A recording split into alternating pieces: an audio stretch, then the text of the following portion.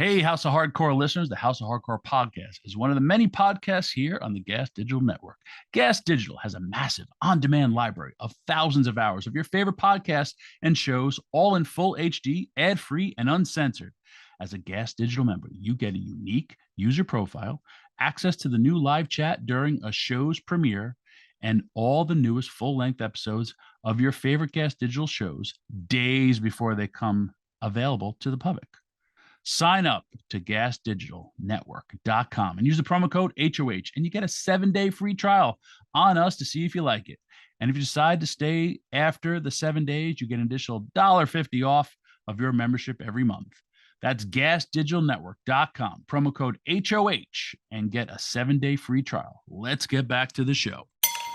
Fill her up. You're listening to the Gas Digital Network.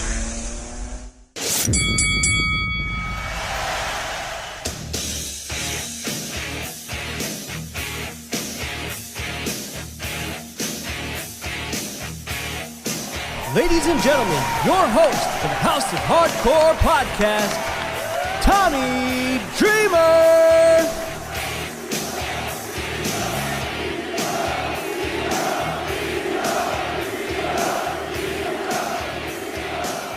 Hello, everyone, and welcome to another episode of the House of Hardcore podcast. I'm your host, Tommy Dreamer, and this week I got the ECW original, the WCW original, the WWE original, the TNA original, the Impact original. Man, this guy's been original for a lot of years. The Swingman, Johnny Swinger. Hold on a second there, Daddy. Where's the camera at to zoom in on me? What kind of deal is this? Do I get paid for this, Daddy? I mean, what are you trying to pull, Dreamer? I'm not going, hey, is this one of those John Stossel things where I'm going to stiff the guy in his ear and get scissored? You know what? I'm out of here, Daddy.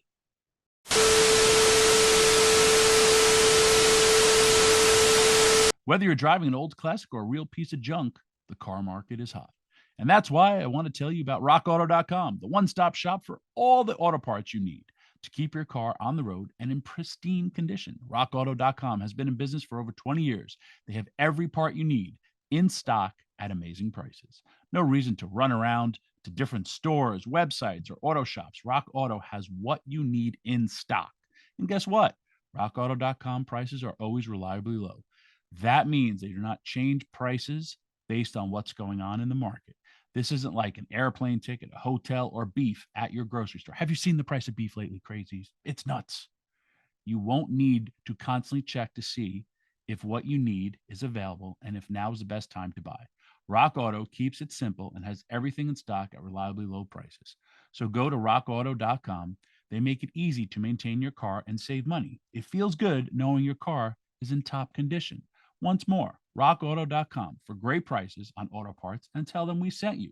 There's a box when you check out to put in our show name, the Hardcore Pod, the House of Hardcore Pod. Come on, it's that simple. The prices are too good for promo codes. Now let's get back into the show.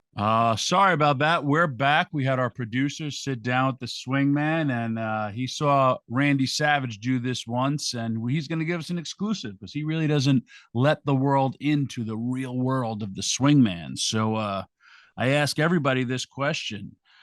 What made you fall in love with professional wrestling?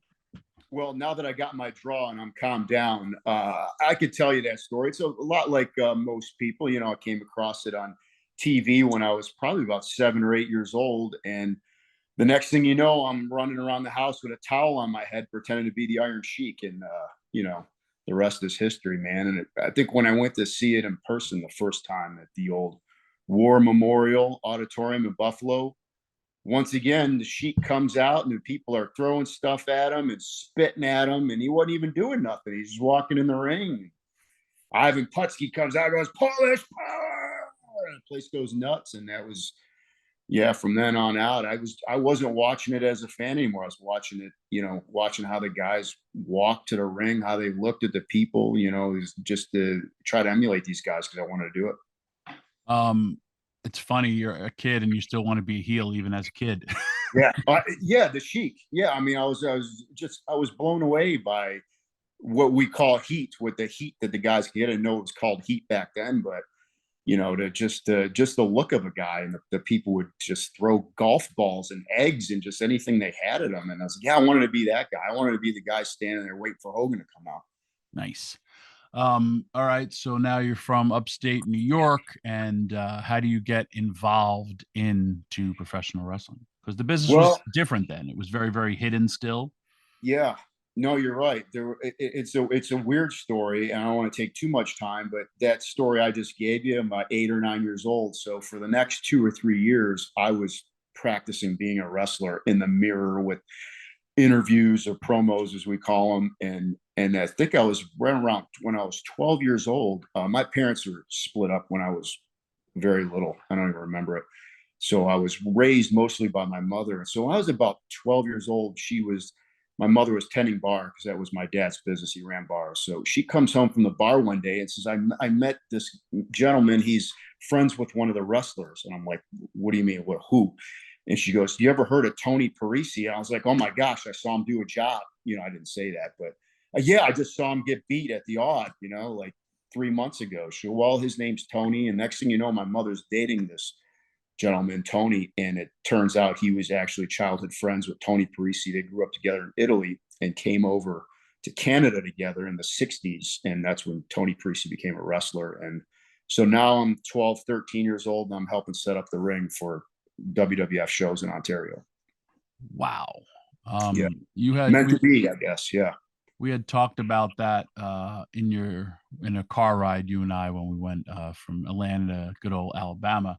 And it's an amazing journey, because I mean, here you are at 12 years old. I'm straight up full blown Mark, and so are you, but you're so close to that action and seeing everything that's going on. I mean, what was that like for you as a kid?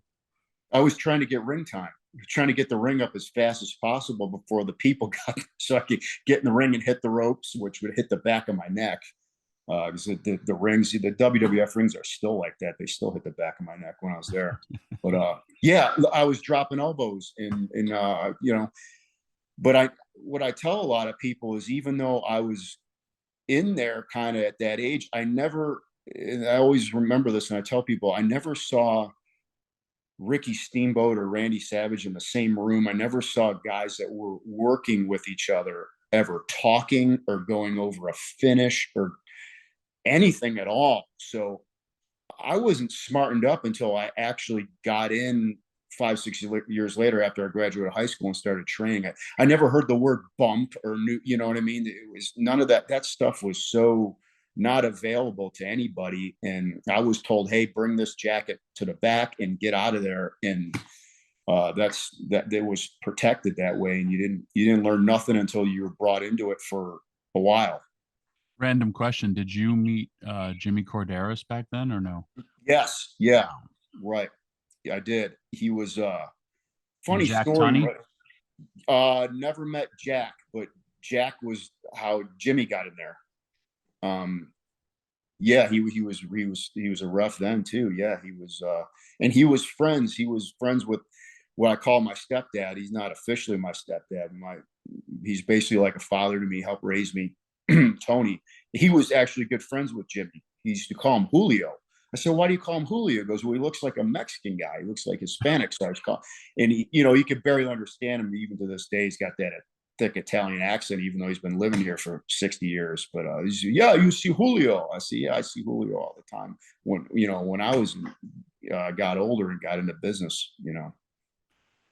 So how are you trained by anybody specifically, or?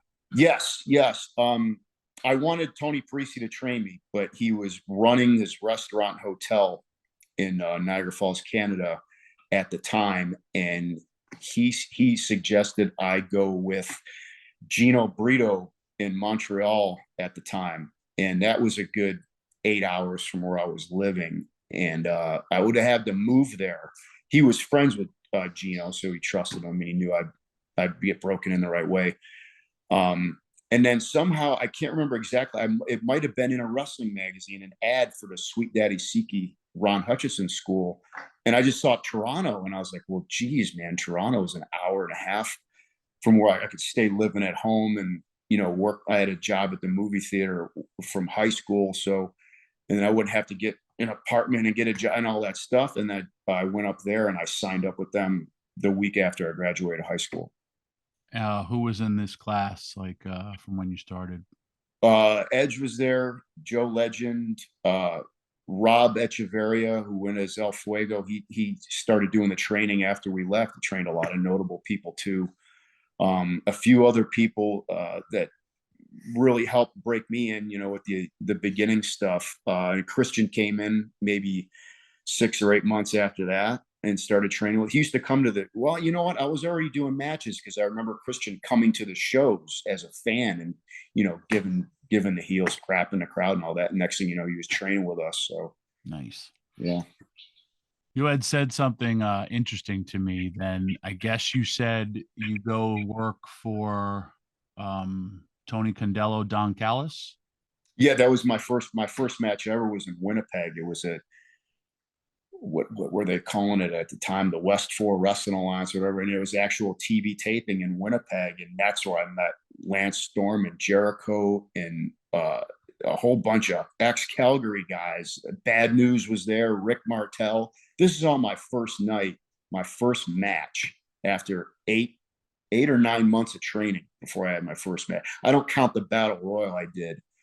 Right. 3 or 4 months prior to that. That was, you know what I mean? Just my actual first match was in Winnipeg for a Tony Condello TV taping. And that's where I met Don. He was the booker. And we told him, I didn't tell him, Joe Legend told him I had 20 matches. I never had a match. Yeah, we started working right off the bat. Yeah, it's work everybody to, yeah. But the best part about it was then you said you were pretty much becoming steady with wrestling as your real job. Yeah, no, yeah. Well, the first it was a 2-day thing in Winnipeg, the first night and then the second night. And they right away booked us to come back for like a three-week tour to like northern Winnipeg there, where you'd wrestle every night, 7 nights a week, sometimes twice on the weekend at all these Indian reservations. And I did, one of those tours pretty quick after my first match. And I came back with the amount of money that I've never seen before working it. So I was basically at that point, I was making more for a match than I would make for a day working my job. So it was pretty cool. Now you're working pretty much some indies. How do you get your first break to go to WCW, correct?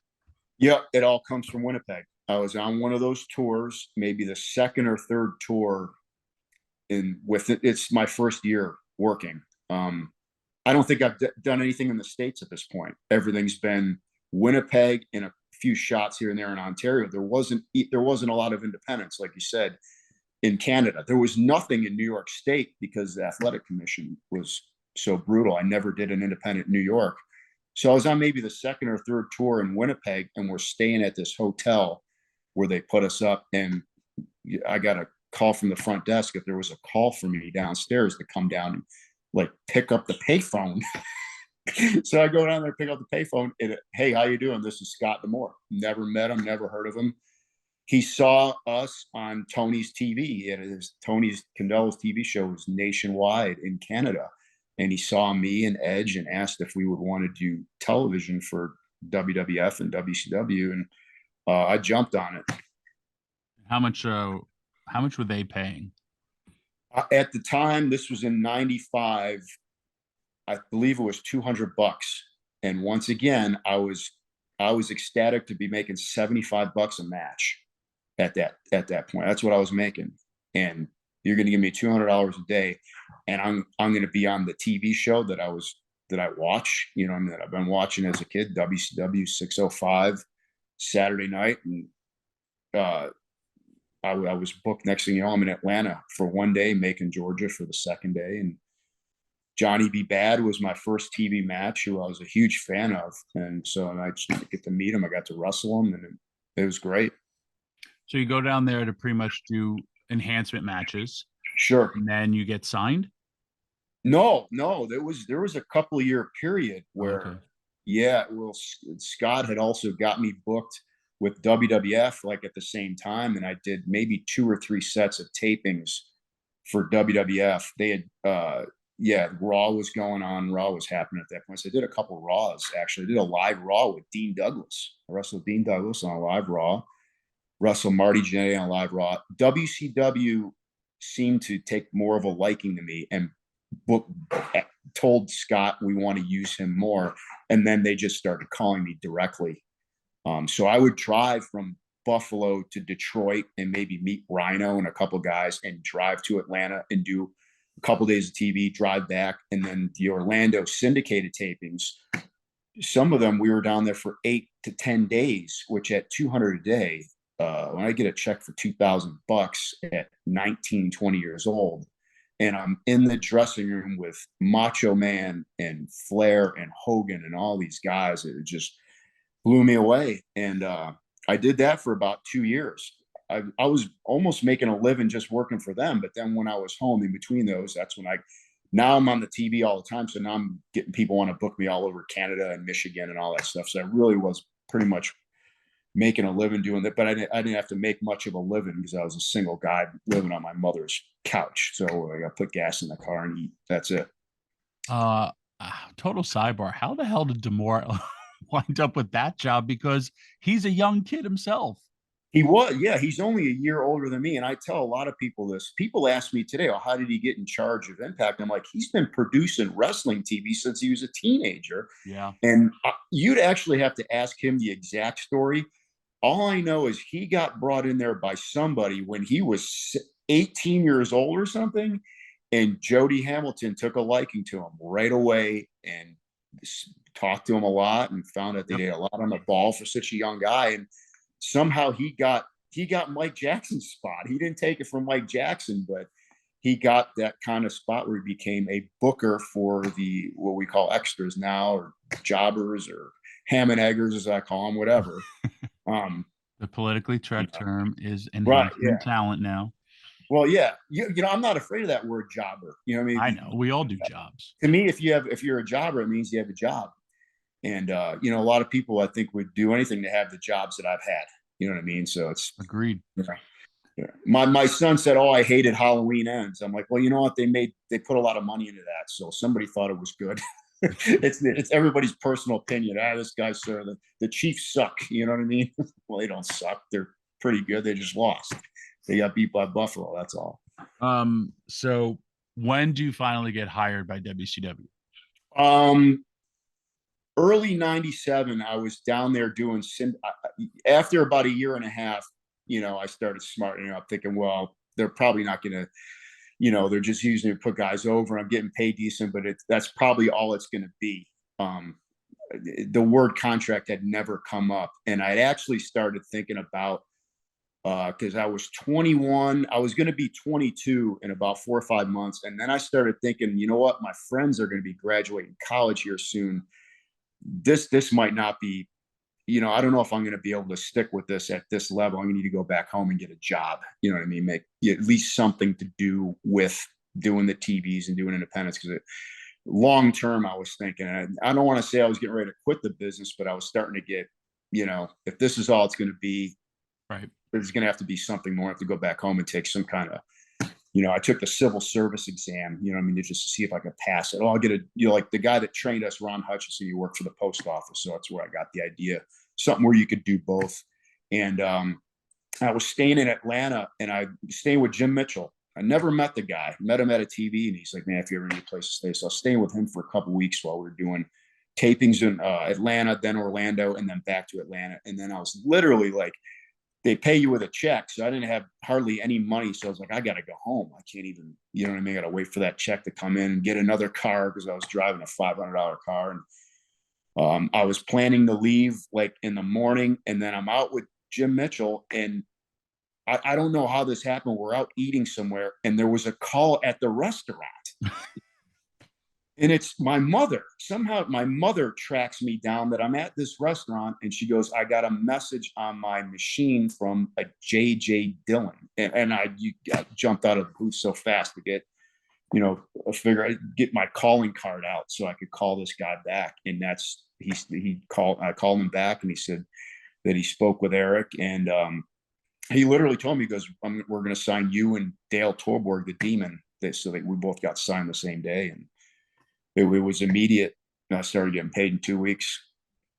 And so now you're under contract. up until good old Raven. Yeah, he screwed the whole thing up. Not really, but I know. uh, as you know, and most people, the wrestling is psychological. It's 100%. You know what I mean? And it's about how much you can, you know, think you think something's not going your way, and you're not really sure. But then you have other people that kind of, you know, that you want to be in. They're a higher level than you, so you listen to them, and you know, yeah. So that was 2.5 years of being under contract. I had 3 contracts. I actually went in there and asked for release, and JJ gave me a new deal with more money. So I was making pretty good money, but I knew what other guys were making. That's always, I say, the worst thing that happens, you find out what other people are making, because no matter how good you think you're doing, there's some people that are making double than you, and you go, why is this guy making, you know? And it's just a psychological thing. And I was basically led to believe that, you know, at 23 or 24, well, this is as far as you're going to go, you know, just being on WCW TV, which, you know, what's wrong with being on in front of 5 million people every week? Because that's what it was back then. You know, it was, Right. you know, the most I ever got recognized is when I was there, because the audience was so much bigger, and being localized in Atlanta on the Turner networks and stuff. You go out, hey, Johnny Swinger, I saw you get beat 3 times this weekend on TV. And I'd say, well, what channel were you on? That's awesome. So you ask for your release because, again, correct me if I'm wrong, Raven and DDP kind of tell you, hey, you need a chance. You need to go to another territory and get over and come Right. back. You know, and it was believable because I seen, you know, he did it. Raven did it. You know, he was Scotty Flamingo or whatever, and he felt he was as far as he was going to go. So that's when he went. I think he got the Johnny Polo thing. Was the Johnny Polo before Raven, right? Right before. Basically, you got to leave and go somewhere and get over, and if you want to come back and get a real job, you know what I mean, a real gig. So I believed it, and I thought I could go to New York, because I'd, like I said, broken with Edge and Christian, and I'd been talking to them, and I knew what they were making and saw what they were doing with them, and it's, man, it's right there in front, you know. And there was talk. I was actually, there was a real good chance of me going in there, in 2090, late 99, early 2000. Until enter ECW. Yeah. I went to, without going into long detail, I ended up getting the flight up to Connecticut and brought to the warehouse there, and it really looked good, and then just nothing came of it. And then, okay, I was on a weekly guarantee. Now it's 0 for 3, 4, 5 months, and it's like, okay, finally, Bruce Pritchard, we don't have anything for you right now. So once again, is this thing over with or what? And then Ray was like, yeah, you should go to ECW. You get over there. And I'm like, are you insane? I mean, I watched you guys on the Sunshine Network down here. Me and Disco and Canyon, all these guys used to watch it and just be entertained. Man, we'd never work there, though. Not because we couldn't. You know, it was a completely different thing. So I thought he was nuts when he suggested that. But then it was like, do you want to stay work in this business, or do you want to go back home and carry mail or something? I don't know. So I was like, well, that's a no-brainer, you know.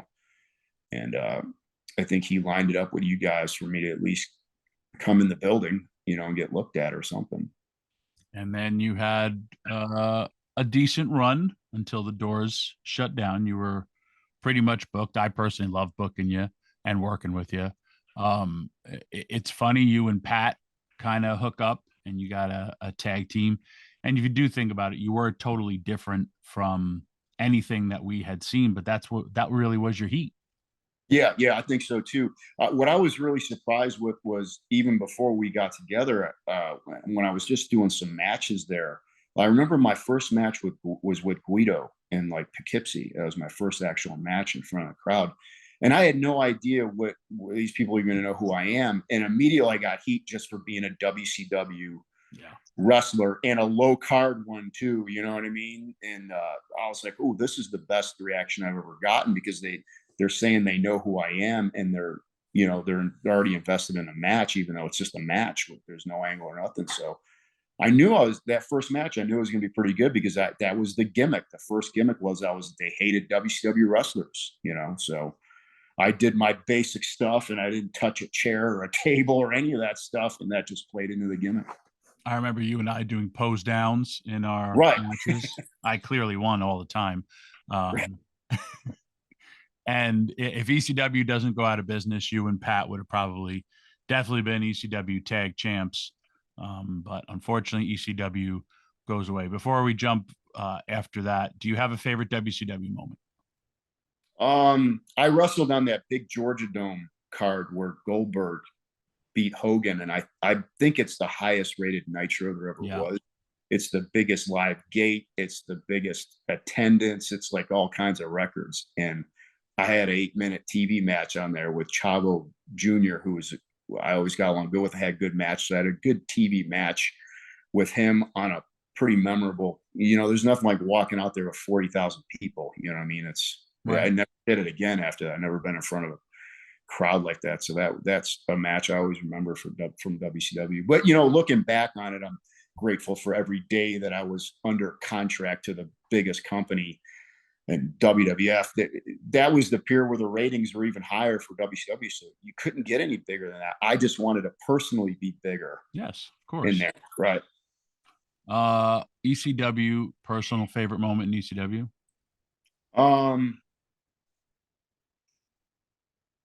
Man, it's hard. It's funny. I wasn't there that long. So me and Pat being together, like everything we did was fun. And you look for when my wife says this to me today, even today, she goes, "You were the happiest." She's been with me the whole time from WCW. She says, "You were the happiest you'd ever been that year when you were there." And I thought, well, why is that? Because I got a chance to do what I wanted to do and had a lot of leeway to do it. When we get there, you say, okay, you guys got a promo with so-and-so, go do it. And it's like, well, you're letting us do our own stuff. So it was exciting to go there every week and see what you guys had for us. And it was always good. He was a similar mindset as me as far as the sports entertainment thing that's called now. It wasn't back then, but we might have looked different and acted different, but we had the same kind of, we wanted to be wrestlers from the 80s, that kind of stuff. Right. That, it was pretty cool, that New York show we did at Hammerstein.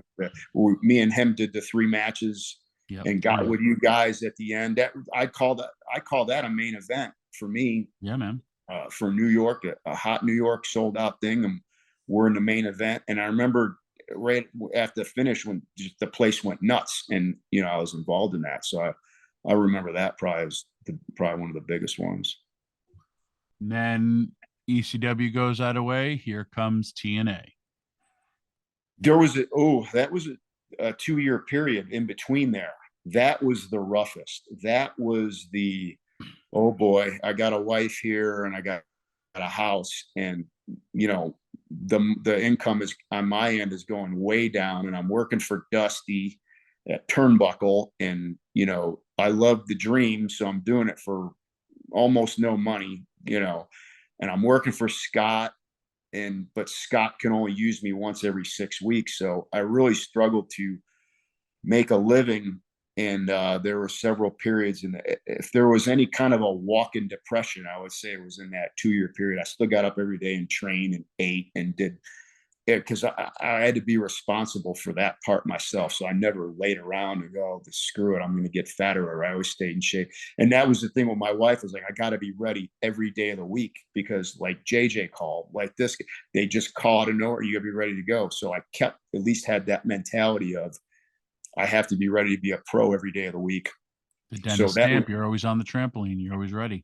Yeah, 2 years, almost 2 years of that. And then Scott had got involved with the World WWA international tours, and he got me booked on a couple of those with Pat, and I did some stuff with Disco. And I think that's when he was getting involved with Jeff with TNA.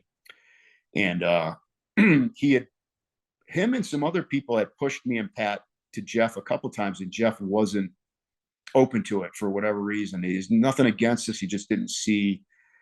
And there was probably about a year because TNA started in 2002 and we didn't go until summer of 2003. So it was a good year of, we went in for a match, put over the New Church, put over Monty Brown. And so, to Jeff, we were good for a 1 match We're known, so it's a good win for his established guys, which makes sense.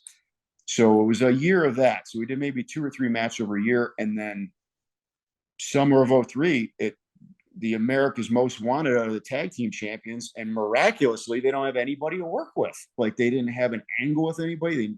So we got brought in for one match, and those guys, I always thank them to this day.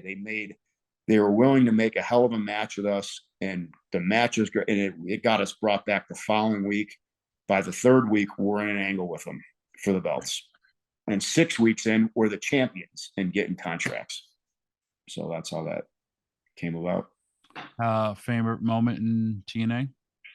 Oh, probably getting the belts with him, with Pat. You know, he was one of the groomsmen at my wedding. You know, we became really good friends really fast. I mean, if you think we came together in ECW, and 6 months later, he was in my wedding. So to be able to do that with him, and that's something that we can always point back to, that, you know, that we got the chance to do that. And plus, that, like I said, with Jeff not really believing in us too much in the beginning, that we were able to change his mind, and he was change his mind, put us in a position to where he thought we were a draw for the company.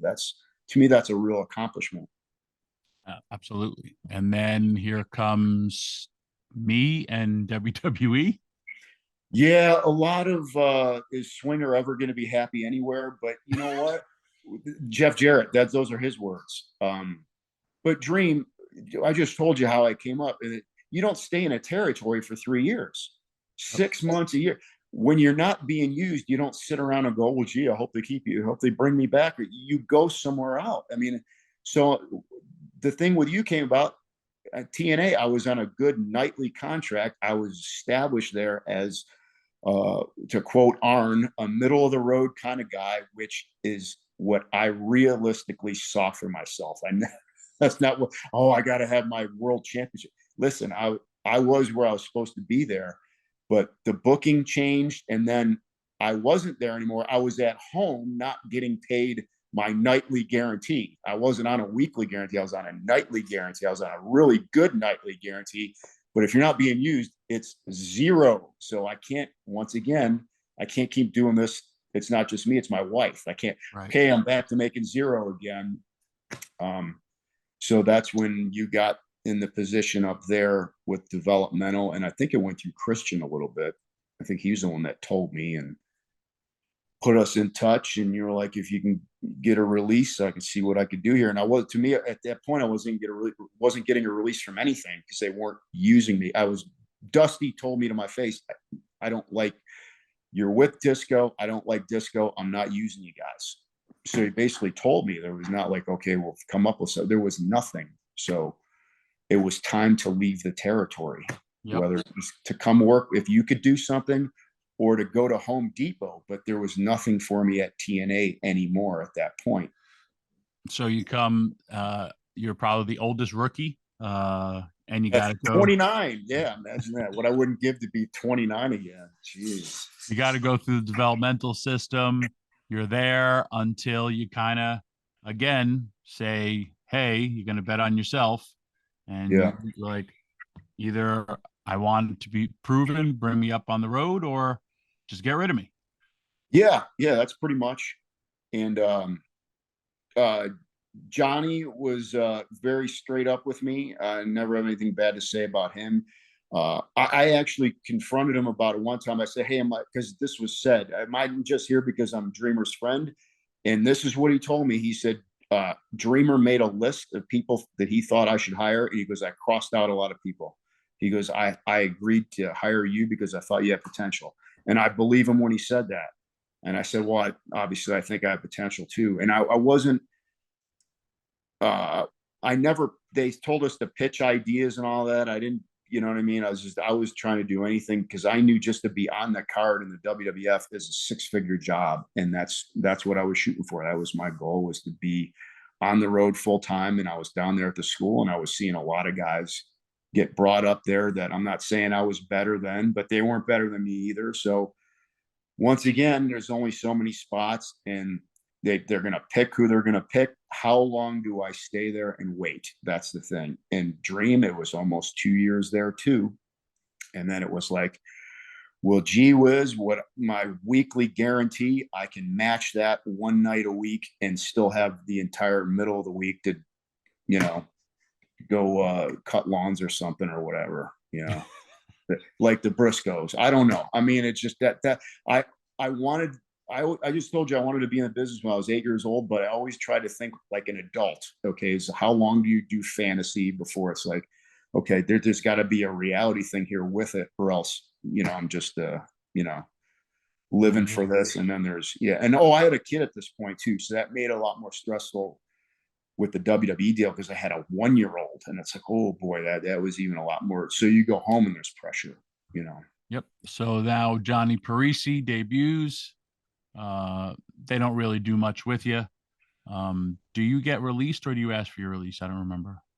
I asked for a release a couple times, and that wasn't Johnny Parisi didn't ask for a release when they sent Johnny Parisi back to the school after it was a 3 or 4 month run there where I was at TV every week. And if they would have kept doing that, I'd have never thought of the words release, because by going to TV every week, I was making a living at least.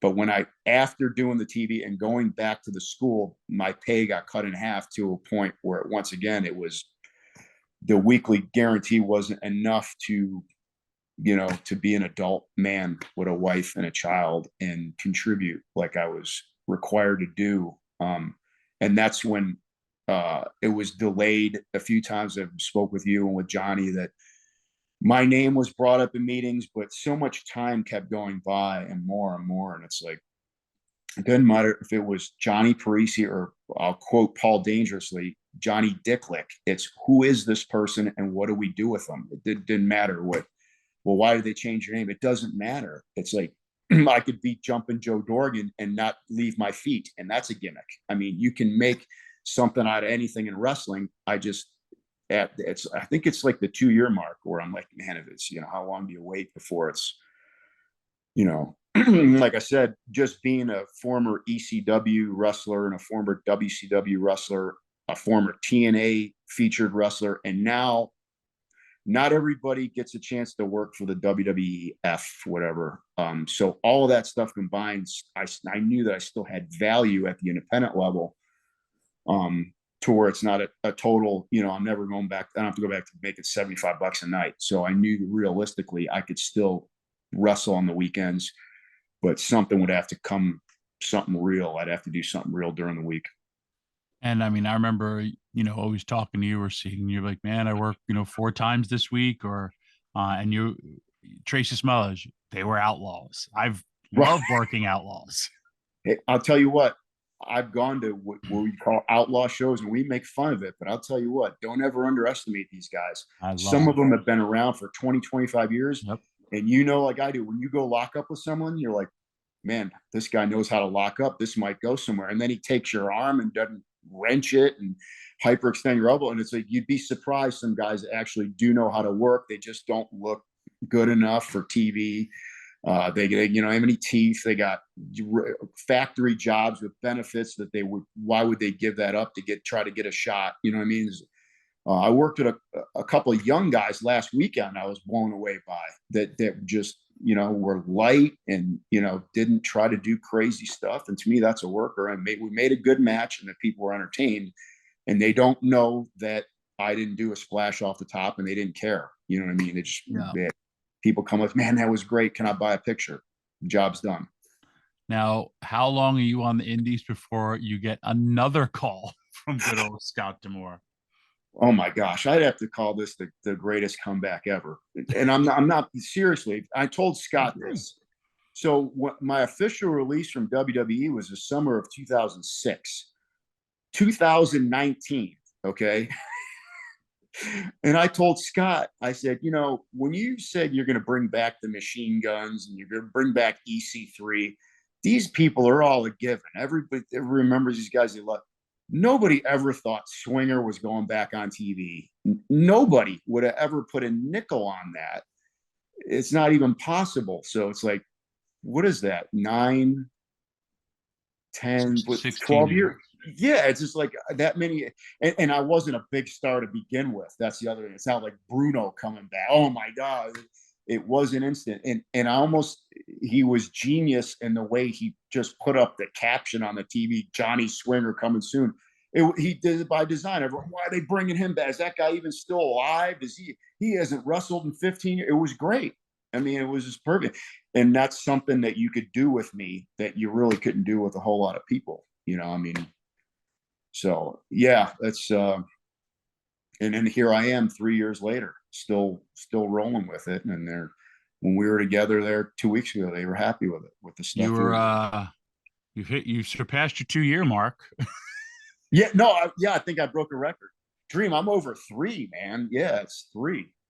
Now September of 19 is when my first video aired on there. So yeah, I'm over 3 years in the same territory, Daddy. I'm gonna let I like the other on an indie. I purposely flew to Atlanta instead of Birmingham so I could travel in the car and just hang out with you because I love you and I have such a good time with you. Now I'm gonna tell the fans 2 stories that recently happened at Bound for Glory. We do the battle royal, and by design, Bully, then Dreamer, then Rhino, and we do the Shield, and then I have received so many gifts of it and so many pictures of it. When you pop up and you do the thing, you're like, yeah, Daddy, ECW, the band's back together, dude.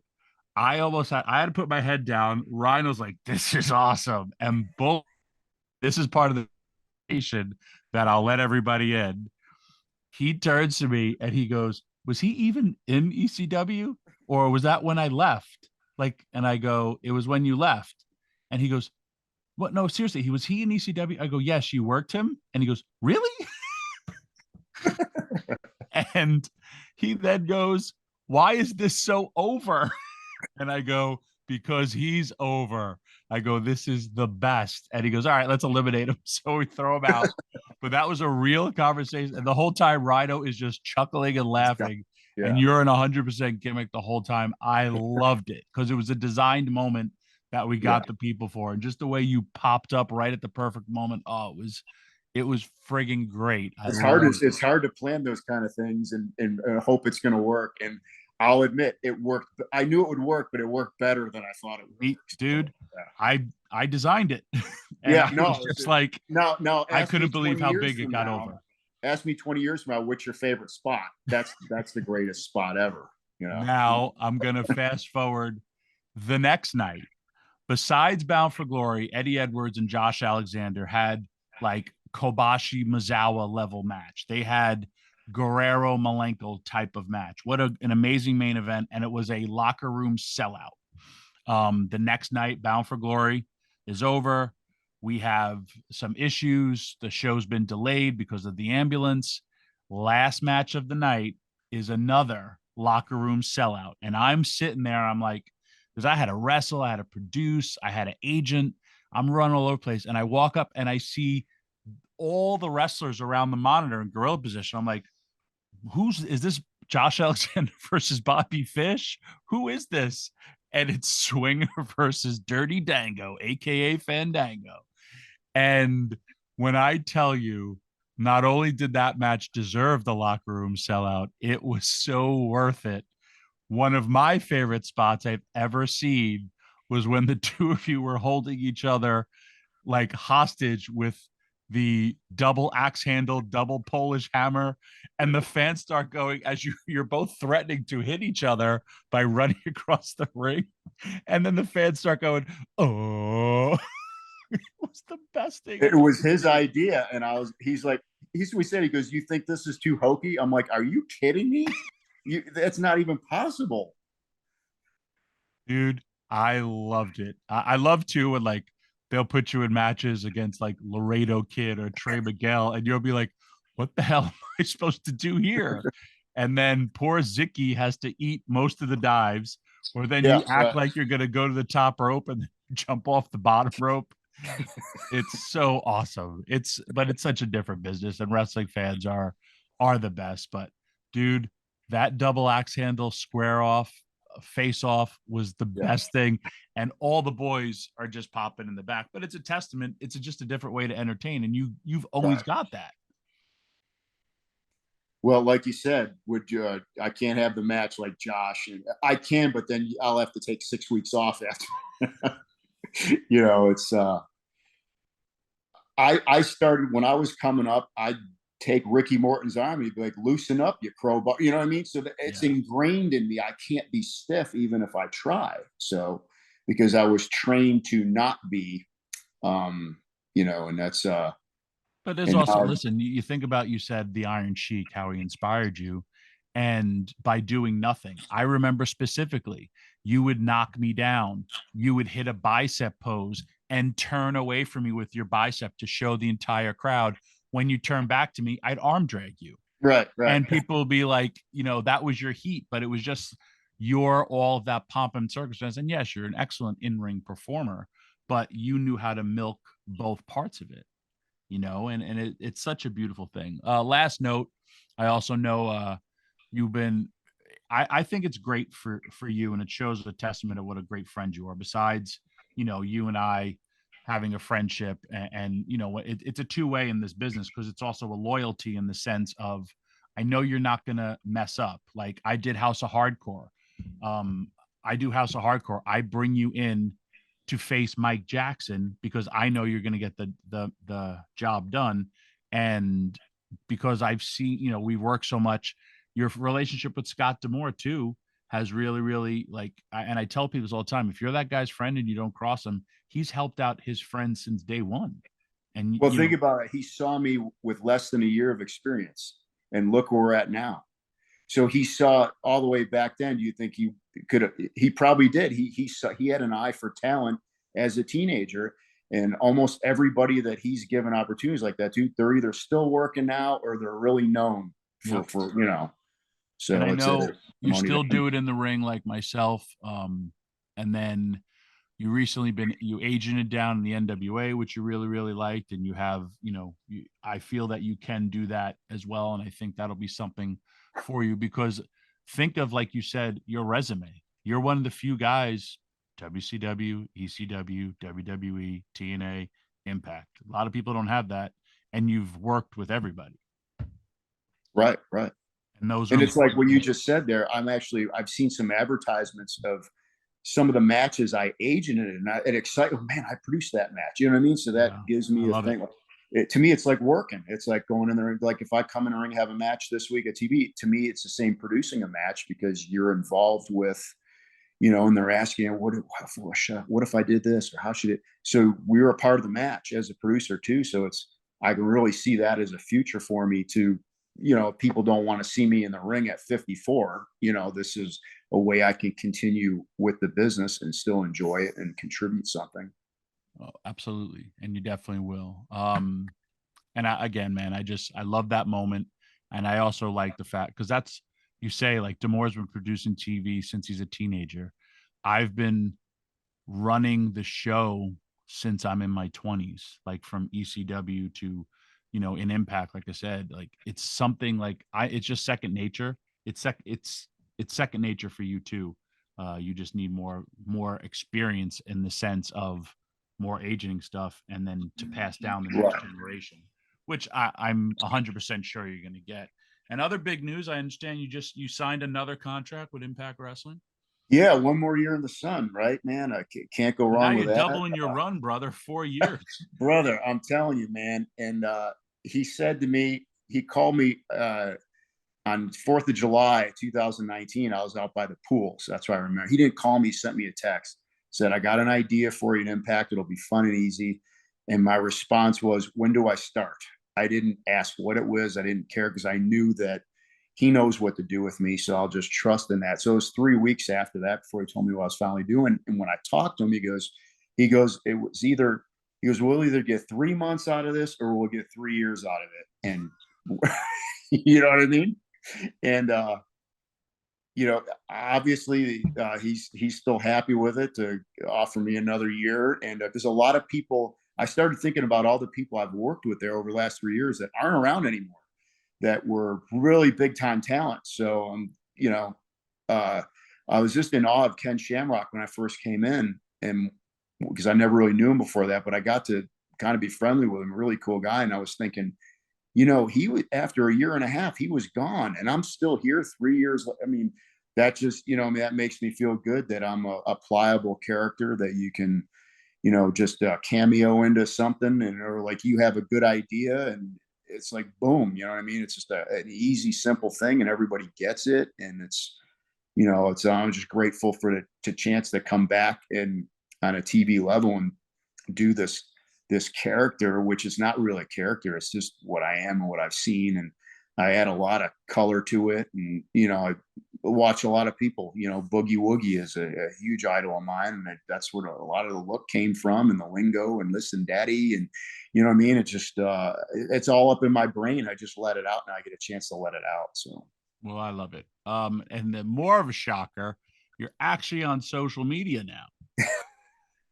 But, I just realized this, that, Scott told me 2 years ago, you got to follow everybody on Twitter. It helps push the company and all that. And I'm like, and I'm looking at this thing, I'm like, me personally, I'm really only following 80 people. So maybe I need to follow more people, and that'll facilitate more people following me. I don't know, but I'm still trying to figure it out. Give me you're on Twitter. What's your Twitter handle?